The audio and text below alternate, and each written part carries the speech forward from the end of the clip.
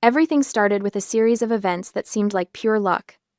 I am Veronica Coleman, 35 years old, and I have a PhD in botany with a specialty in mycology. I've always prided myself on being methodical, precise, and above all, independent. Right now, I'm executing the most critical project of my career. Research on plastic degrading fungi, a nearly $1.5 million grant from the USDA that could revolutionize environmental cleanup. The project required me to register my operation under an LLC and fight tooth and nail with the city council to get the proper zoning permits approved. It took 8 months of bureaucratic warfare, but I won. My greatest asset made it all possible: an old farm I inherited from my grandparents, tucked away in a secluded suburban area where neighbors mind their own business and regulations are more flexible. I used a significant portion of the grant money to renovate the original greenhouse into something extraordinary: a biosafety Level 2 laboratory that meets federal standards. From the outside, anyone would think they're looking at a stunning Victorian-style conservatory, all graceful curves and gleaming glass arranged in a classic cruciform design. The beauty is intentional. I wanted my workspace to inspire me every single day. But inside that gorgeous exterior lies serious science. Negative pressure ventilation systems hum quietly, maintaining perfect air circulation. Humidity sensors monitor conditions down to the decimal point. Temperature controls keep everything stable within 0.5 degree Fahrenheit. And throughout the space, thousands of neurospore samples rest in their dormant stage, waiting for the precise conditions that will wake them up and hopefully change the world. Legally, the land belongs to me, but the contents inside? Every single spore, every piece of equipment, every data point, that's federal property. The USDA doesn't mess around with their investments, and neither do I. Normally, I have an assistant named Amy, who works regular office hours, handling data entry and basic monitoring. She's sharp, reliable, and knows enough about the project to spot problems. But Amy takes weekends off, which means Saturday and Sunday are just me and the automated systems. My family has never understood what I do.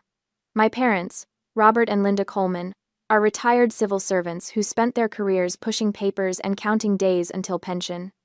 My sister Tiffany is 29 and fancies herself some kind of social media influencer, though her follower count suggests otherwise. To them, my work has always been growing ornamental plants or playing in the dirt. They've never bothered to learn the difference between a hobby greenhouse and a federal research facility. 5 months ago, the family dynamics took a turn that should have been a red flag. My mother cornered me during Sunday dinner with what she clearly thought was a brilliant idea. "Veronica, honey," she said in that sweet voice that always precedes trouble, "Tiffany and I have been talking about her wedding venue." I kept eating my pot roast, hoping this conversation would stay theoretical. "That conservatory of yours," she continued, "it looks so natural, so upper-class trendy. All that glass and those beautiful iron frames, it would be perfect for a wedding. Very Instagram-worthy." The fork froze halfway to my mouth. "Mom, absolutely not." "But sweetie..." "No." I set down my utensils and looked directly at her. "What I have out there is not a party venue. It's a federal research facility with active biological materials. There are biohazards. There are contamination protocols. There are laws." My father, Robert, leaned forward with that patronizing expression he perfected during his decades in municipal administration. "Now, Veronica, don't you think you're being a little dramatic? It's just plants." "It's not just plants, Dad. These are genetically modified organisms that could pose serious health risks if mishandled. The space is under federal jurisdiction. I could lose my career, my funding, everything."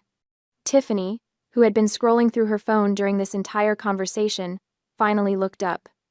"Come on, Ronnie. It's my wedding. Family should come first." "Family doesn't ask family to commit federal crimes." The table fell silent after that. I explained the biological hazards in terms even they could understand.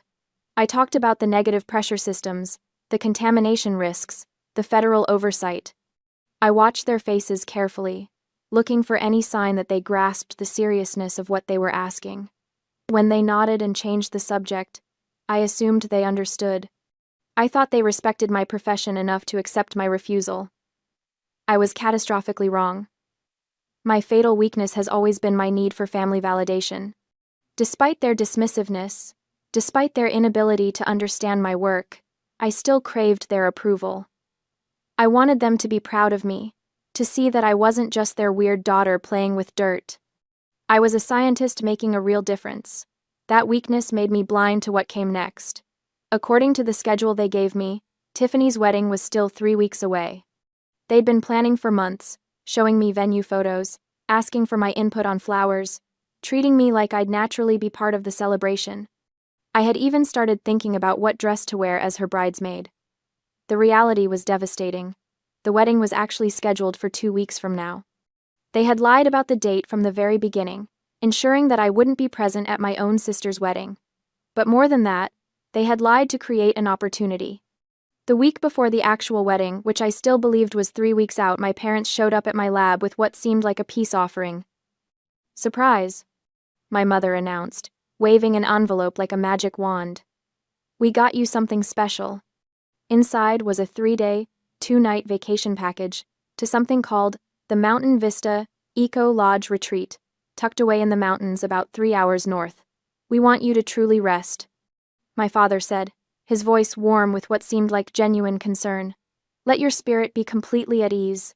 We need you in your best state to be Tiffany's bridesmaid." My mother nodded enthusiastically. "I found this place while I was looking for honeymoon spots for Tiffany. The reviews are incredible. Digital detox, nature walks, meditation sessions. You work so hard, honey. You deserve this." I looked at the brochure. The lodge did look peaceful, all natural wood and stone, surrounded by pine trees, with promises of organic meals and sunrise yoga. The timing seemed reasonable. My project was in its incubation phase, meaning most of the work was automated. The system monitored itself, sending updates to my phone app. Everything had battery backup and a generator for emergencies. Besides, I was under pressure from the USDA sponsors for a comprehensive progress report. Taking 3 days to decompress before tackling that massive document actually sounded like responsible self-care. "You really think I should go?" I asked. "Absolutely," my mother said. "Consider it our gift. We want our bridesmaid looking radiant and relaxed." The more I thought about it, the more sense it made. 3 days away wouldn't hurt anything. The automated systems could handle themselves for a long weekend. Amy would be back Monday morning if anything went wrong. And honestly, I had been feeling the pressure lately.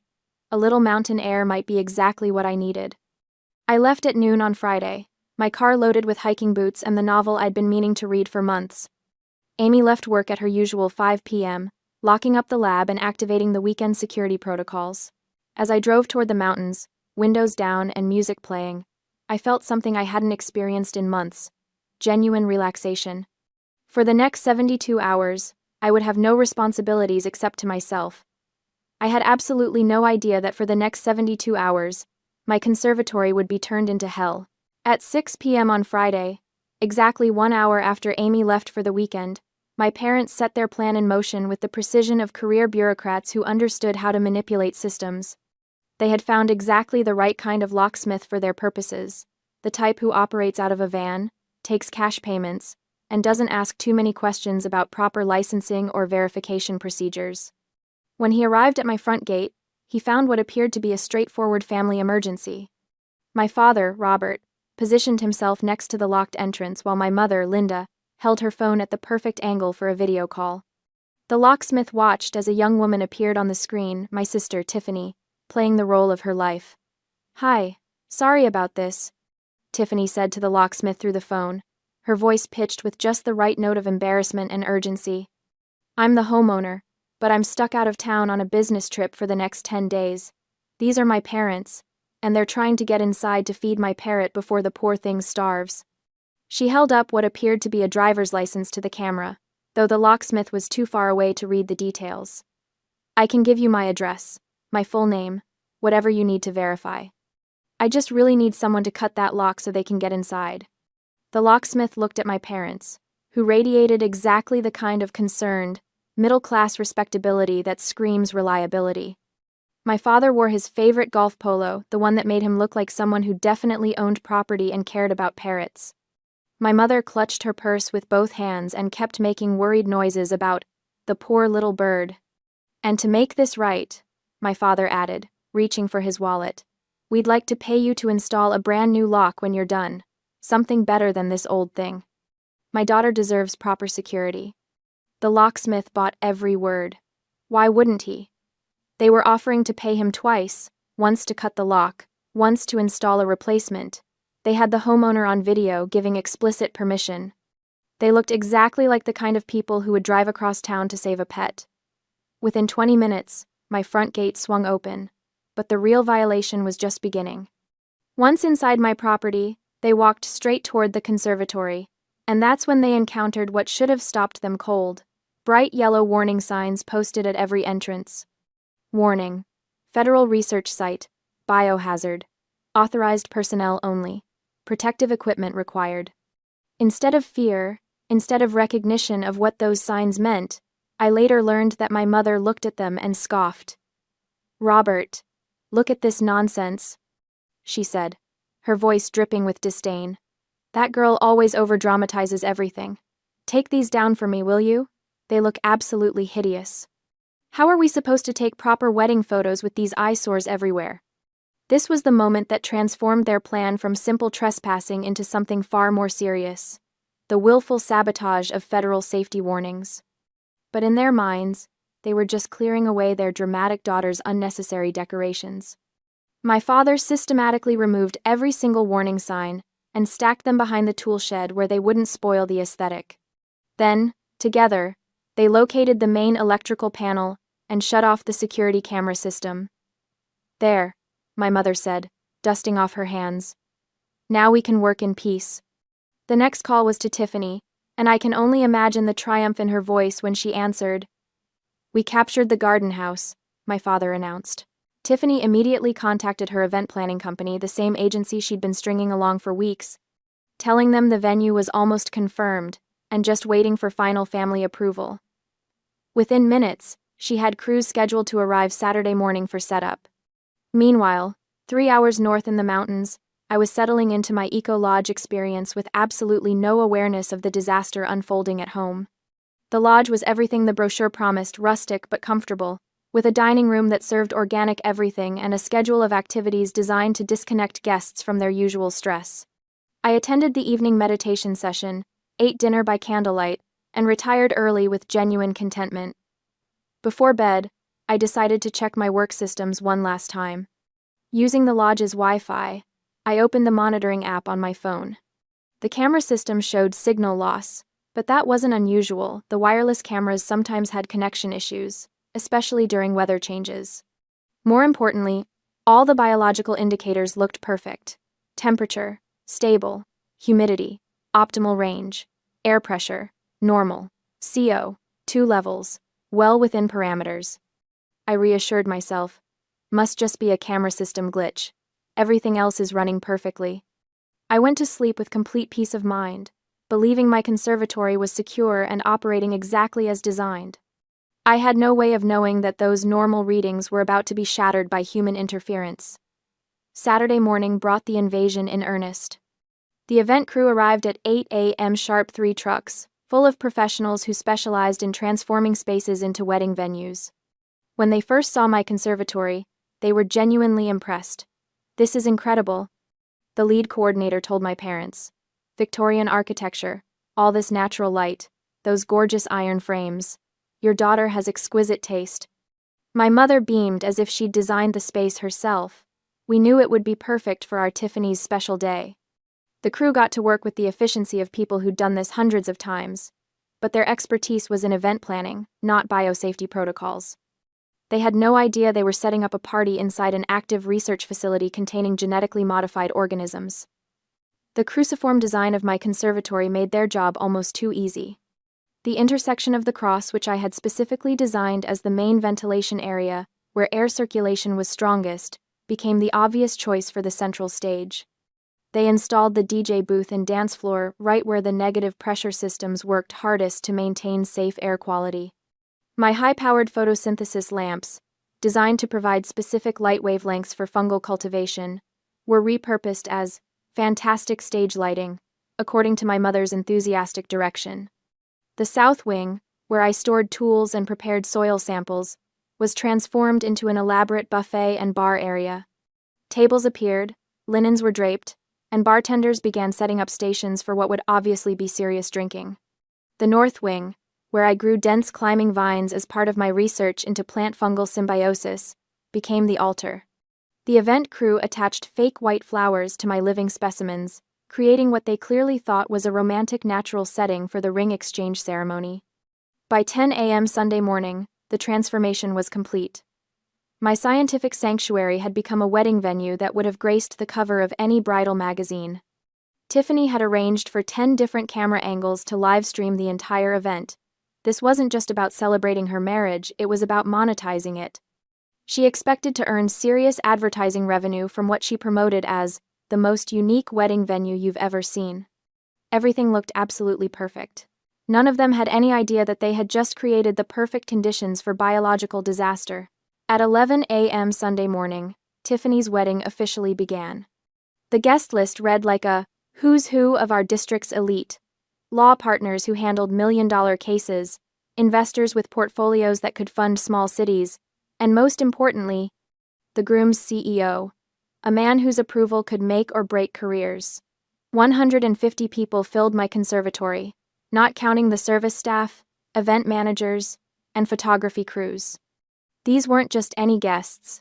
These were exactly the kind of high-profile individuals whose presence could launch Tiffany's influencer career into the stratosphere. Her live stream was already performing beyond her wildest dreams. Over 300,000 concurrent viewers had tuned in to watch what she'd been promoting all week as the wedding of the century in the most exclusive secret venue. The irony was devastating. The more successful the event appeared, the more catastrophic the consequences would be. Beneath the glamorous facade, disaster was already beginning. The fungi I was researching weren't inherently dangerous under normal circumstances. They were specifically chosen for their plastic-degrading properties, their stability, and their generally benign nature. But my monitoring systems had been carefully calibrated to detect one critical danger. Under anaerobic conditions, or when CO2 concentrations exceeded specific thresholds, these organisms produced a mild hallucinogen as part of their natural stress response. It was a defense mechanism millions of years in the making.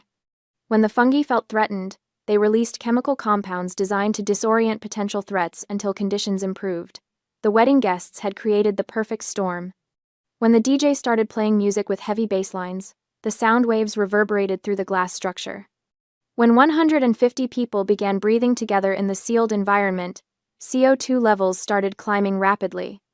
When they transformed my carefully ventilated space into a dance floor, they inadvertently disabled the air filtration system by blocking crucial vents with their staging. The result was a sealed room where fungal spores became trapped and concentrated, while carbon dioxide built to dangerous levels. The organisms I'd spent months cultivating suddenly found themselves in exactly the conditions that triggered their most primitive survival instincts. The spore burst began invisibly, silently, with the lethal efficiency of millions of years of evolution. Stage 1 was euphoria. Initially, the guests felt what they interpreted as wedding joy amplified. The music seemed richer, more intense. Colors appeared more vibrant. Everyone's mood elevated beyond normal celebration levels. Tiffany, radiant in her Vera Wang dress, danced with abandon in front of the main livestream camera. Her cheeks flushed with what viewers assumed was bridal bliss as she shouted into the lens. "This is going to be the most special wedding you've ever seen. The atmosphere in here is absolutely amazing." The online audience responded with thousands of heart emojis and congratulatory messages. Comments poured in praising the venue, the dress, the obvious happiness of everyone involved. For 30 beautiful, terrifying minutes, it looked like Tiffany had achieved everything she'd ever dreamed of. Then, stage 2 hit: irritation. The transition was as swift as it was horrifying. Joy curdled into something else entirely, as every guest began experiencing the sensation of thousands of ants crawling under their skin. The itching started subtly. A scratch here, a rub there, but escalated with frightening speed. Guests in designer suits and elegant gowns began clawing at their arms, their necks, their faces. Hairstyles that had taken hours to perfect became disheveled as people frantically scratched their scalps. Makeup streaked and smeared as the need to scratch overwhelmed all social niceties. The live stream audience watched in growing confusion as the celebration transformed into something that looked increasingly disturbing. Comments shifted from congratulations to concerned questions. Is everyone okay? Why is the bride scratching like that? Something seems wrong. Decided. But the worst was yet to come. Stage 3 brought mass hallucination and complete chaos. When the spore concentration peaked, reality dissolved for every person inside my conservatory. The mild hallucinogen became a full-scale psychedelic nightmare, customized by each person's deepest fears and anxieties. At the VIP area, the groom's CEO, a man known for his composure and authority, was lying flat on his back in the grass, making swimming motions with his arms. In his altered state, he believed he was floating in a warm California ocean, enjoying the most relaxing vacation of his life. He called out to nearby guests about the beautiful dolphins and perfect waves. At the altar, Tiffany's dream wedding became a horror show. The bridal bouquet in her hands transformed, in her perception, into a grinning skull that whispered her name. Her magnificent Vera Wang dress, the one she'd saved for 2 years to afford, writhed around her body like a living thing. She screamed in terror, convinced that an enormous albino python was constricting her chest, cutting off her breathing. In front of 300,000 live-stream viewers, she began tearing the dress off her body, shredding thousands of dollars worth of silk and lace while screaming about snakes that existed only in her mind. Throughout the conservatory, other guests battled their own demons. Some saw the walls melting like wax. Others believed they were being chased by invisible predators. A group near the buffet table became convinced that the food was moving, that the elegant canapés were actually insects waiting to crawl into their mouths. The panic was universal and absolute. They rushed toward the exits, but my conservatory's 3-layer tempered glass installed for security and climate control proved impossible to break with bare hands. They were trapped in what had become a transparent prison, a fishbowl filled with toxic spores, panicking like animals caught in a cage. The livestream audience watched in horror as 150 people descended into coordinated madness. Emergency services calls began flooding local dispatch as viewers realized they were witnessing a genuine disaster, not some elaborate wedding stunt. The beautiful Victorian conservatory, my pride and joy, had become a glass tomb filled with screaming, hallucinating wedding guests who couldn't escape the poison they'd unknowingly unleashed. And somewhere in the mountains, completely unaware, I was about to receive the phone call that would destroy everything I'd ever worked for. At exactly 12 p.m., just as the chaos inside my conservatory reached its horrifying peak, I finished my final activity at the Mountain Vista Eco Lodge and began my descent down the winding mountain road. For 3 days, I'd been living in blissful ignorance, hiking nature trails, practicing meditation, and reading my novel by the fireplace. The digital detox had worked exactly as advertised. I felt refreshed, centered, and ready to tackle that progress report for the USDA. As my car reached lower elevation and cell towers came back into range, my phone exploded back to life with the fury of suppressed notifications. The first thing I heard was the relentless chiming of emergency alerts from the Garden app. Red warnings cascaded down my screen like digital blood: critical temperature spike, CO2 levels extreme, pressure system failure, contamination alert. But it was the missed calls that made my hands shake. 47 calls from Amy, 16 voicemails, text messages that grew increasingly frantic as the timestamps progressed. I pulled over at a scenic overlook, my heart hammering as I played Amy's messages in chronological order. "Hey Veronica, it's Amy. I know it's Sunday morning, but something's weird with the Garden app. Can you call me back?" That was 9:30 a.m., her voice calm but concerned. "Veronica, please pick up. The readings are going crazy. Temperature's spiking. CO2 is through the roof. I'm driving over there right now." 10:15 a.m., panic creeping in. "Oh my God, Veronica, there are cars everywhere. There's a party happening at your lab, a wedding. I can see people through the glass and the readings are 10:45 a.m., her voice breaking. "You need to see this live stream. Your sister's wedding is happening inside your lab and they're acting insane. Please watch the stream and call me back immediately." 11:30 a.m., barely coherent. With trembling fingers, I opened social media and searched for Tiffany's account. What I found was a hellscape broadcasting live from the place I'd dedicated my career to protecting. The video showed my beautiful conservatory transformed into a scene from a nightmare. Elegant wedding guests writhed on the floor, scratching at their skin like animals. My sister, still in her destroyed wedding dress, sat rocking in a corner, tears streaming down her face as she stared at something only she could see. The groom's CEO continued his imaginary swimming, occasionally calling out about sea creatures that didn't exist. Local police cars surrounded the exterior of my property. Officers stood at a safe distance, clearly recognizing that they were dealing with something beyond their expertise. They had no protective equipment, no understanding of what they were facing. If they rushed inside to help, they would only become additional victims. The livestream comments section was pure chaos. Viewers demanded explanations, speculated about gas leaks or terrorist attacks, and repeatedly called for emergency services. Someone had pinned my sister's location, and people were sharing the address with increasingly urgent warnings about a mass poisoning event. In that moment, watching the disaster unfold through a phone screen, the pain of betrayal gave way to something more important: the responsibility I carried as a scientist. I understood the danger level better than anyone on Earth. Those spores, in the concentrations my readings suggested, could affect anyone who entered without proper protection. The local police were brave but completely unprepared. Emergency medical teams would be walking into a contamination zone. If this spread beyond the conservatory, if people carried spores home on their clothes or in their respiratory systems, we could be looking at a community-wide health crisis. More than that, I was legally responsible for every organism in that facility. The USDA grant made me the designated steward of federal property. Every spore, every piece of equipment, every data point was my responsibility under federal law. I had two choices: let this disaster escalate while I preserved my career and family relationships, or do what my training and conscience demanded.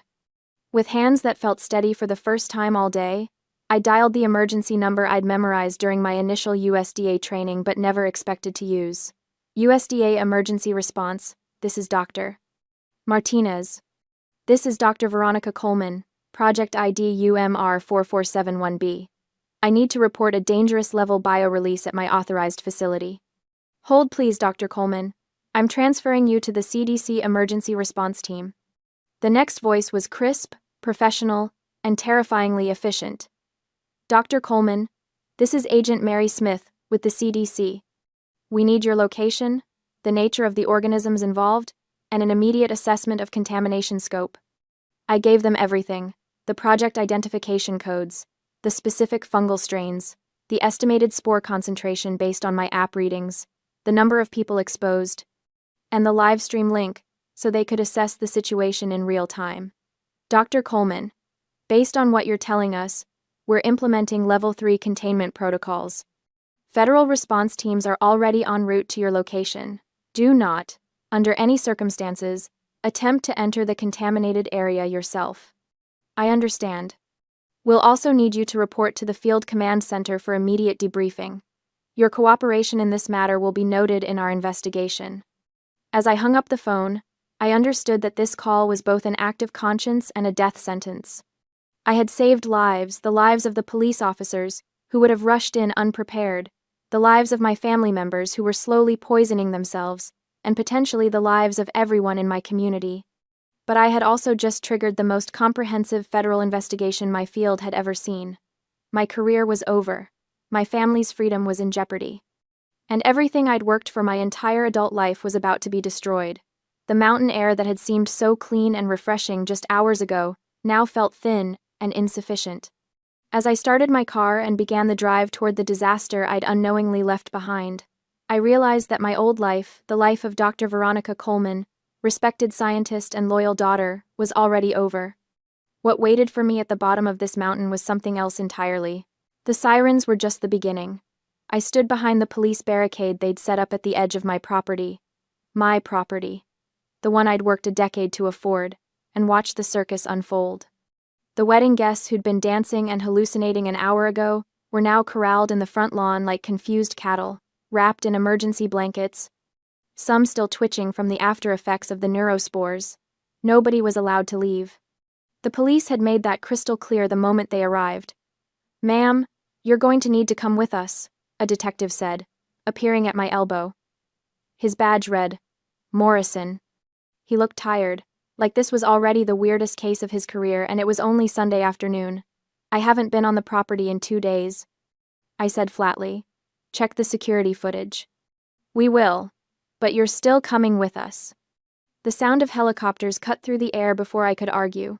I looked up to see not one, not two, but 3 black choppers descending toward my conservatory like something out of an apocalypse movie. Behind them, a convoy of black SUVs rolled up my driveway, each one bearing the unmistakable federal seal, CDC, USDA, and unless I was mistaken, that last one was Homeland Security. My mother's face, visible through the crowd of blanket-wrapped guests, had gone the color of old oatmeal, but "Your family is claiming they didn't know about the biological hazards," Morrison said. I laughed. It came out harsh and bitter. Detective, I have 12 years of text messages from my mother complaining about my weird mushroom house. I have emails where I explicitly warned them never to enter without proper equipment. I have a family dinner recording from last Christmas where my father called my research playing with moldy dirt. They knew. They just didn't care. He nodded slowly. The fungal spores that were released, your assistant says they're not dangerous to the ecosystem? They're not. The neuroreactive compounds break down in open air within hours, but in an enclosed space, with elevated CO2 and bass vibrations?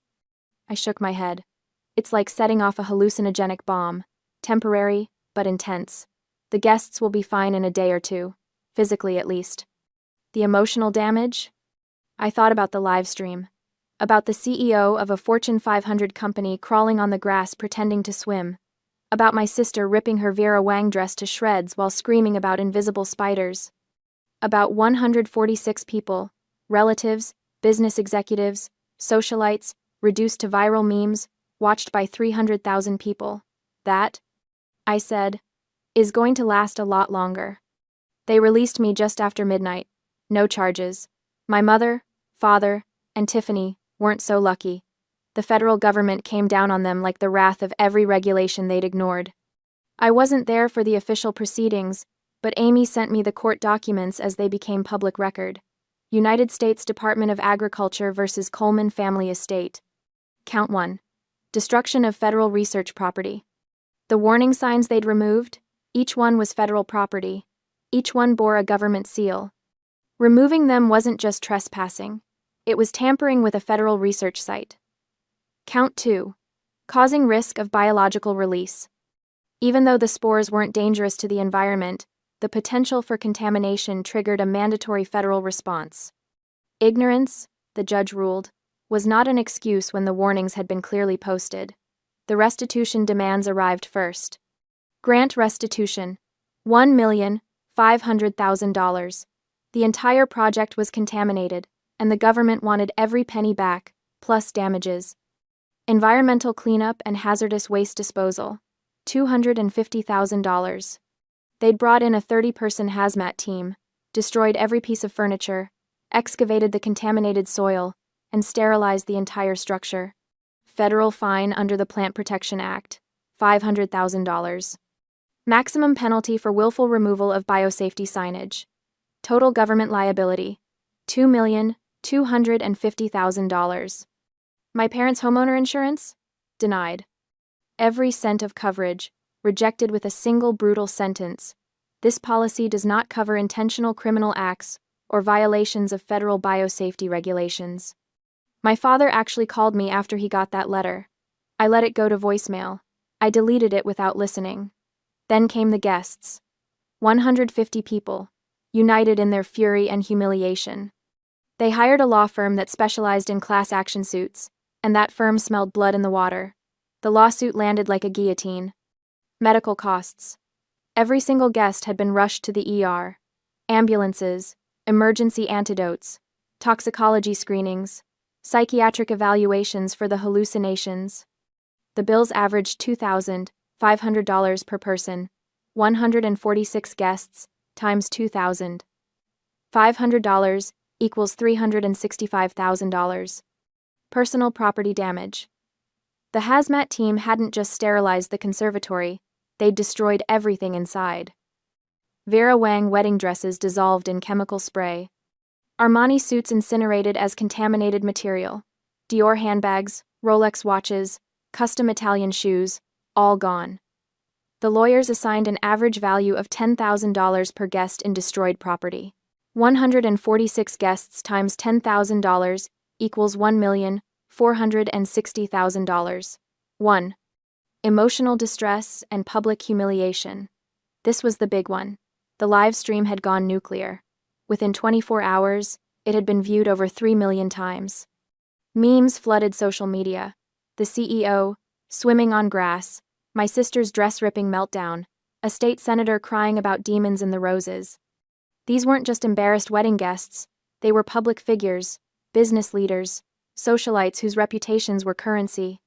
The emotional distress claims ranged from $50,000 to $100,000 per person, depending on their public profile and the severity of their viral humiliation. Estimated total: $10 million. I read the lawsuit documents in my hotel room. I'd checked into a Holiday Inn 40 miles away, unable to stomach being near the property, and felt something cold and satisfied settle in my chest. They'd wanted a lavish wedding.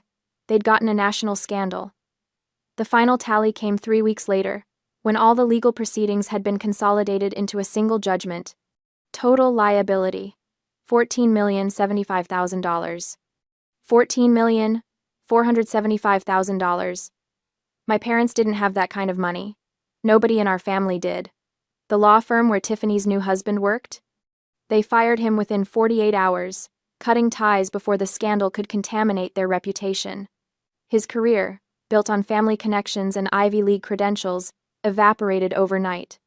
My parents were forced to sell the house, the 4-bedroom colonial they'd lived in for 30 years, the one my mother had decorated with such pride. The bank seized it for a fraction of its value. Even that wasn't enough to cover the debts. They declared bankruptcy, but bankruptcy doesn't erase restitution to the federal government. That debt follows you forever, garnishing wages, seizing tax returns, haunting every financial decision until death. My sister and her husband divorced 6 weeks after the wedding.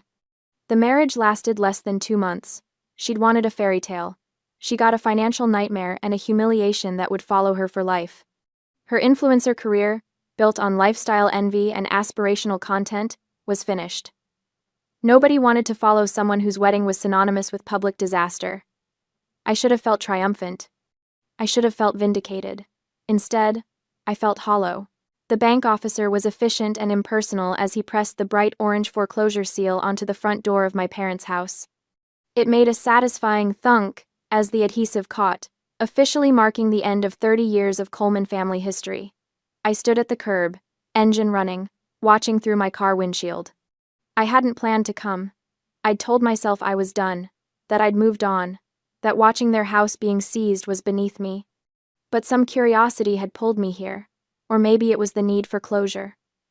One last look at the place where I'd grown up, feeling like a disappointing footnote in someone else's story. My mother had planted roses along the front walkway.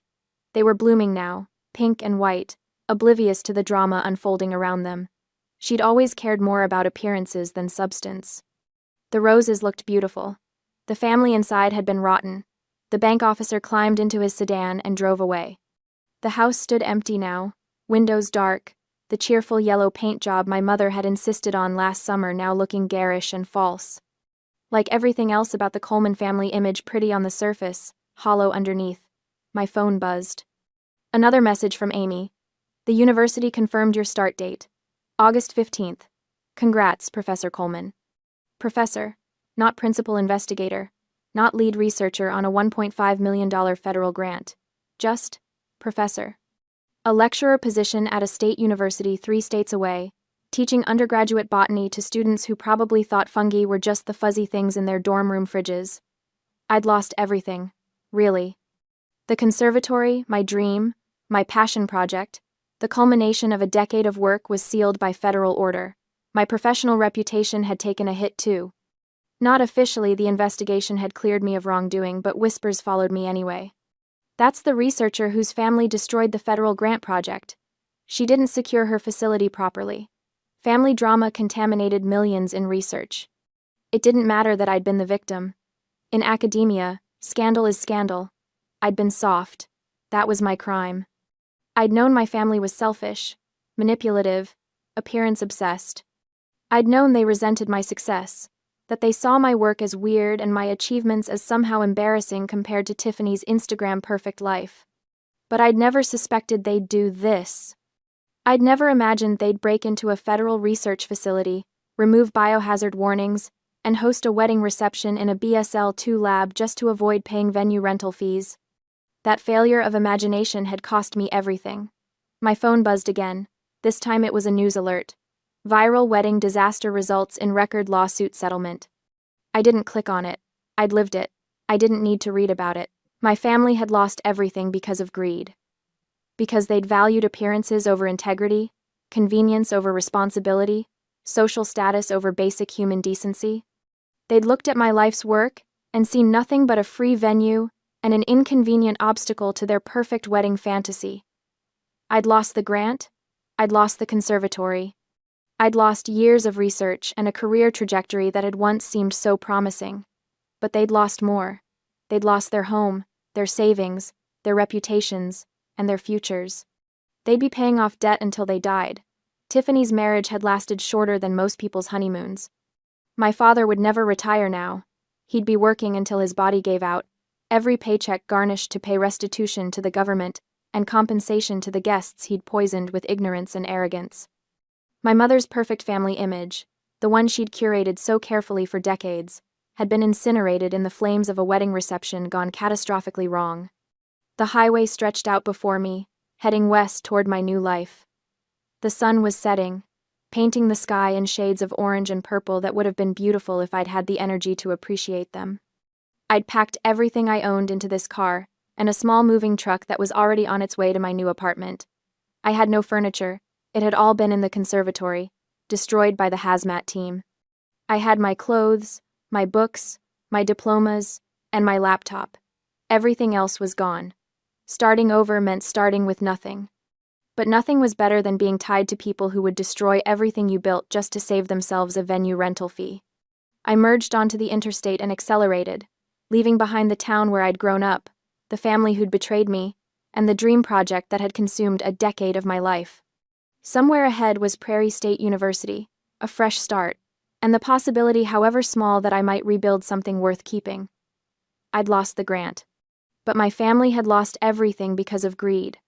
That was the fair price of natural justice. And somehow, driving away from the wreckage of the life I'd built, I felt lighter than I had in years.